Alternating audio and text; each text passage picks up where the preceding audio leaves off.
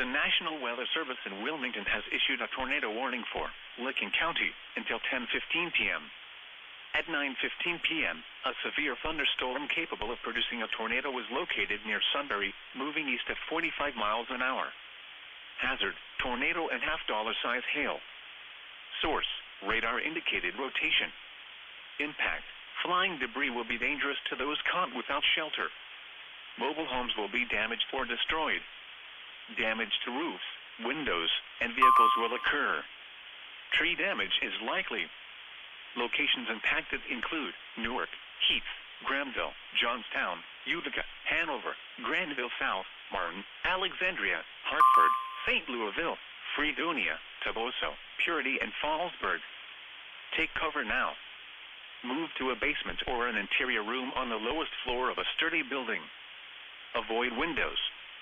If you are outdoors, in a mobile home, or in a vehicle, move to the closest substantial shelter and protect yourself from flying debris.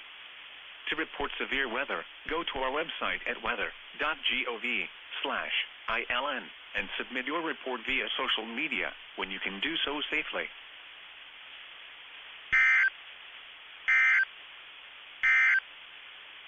The severe thunderstorm warning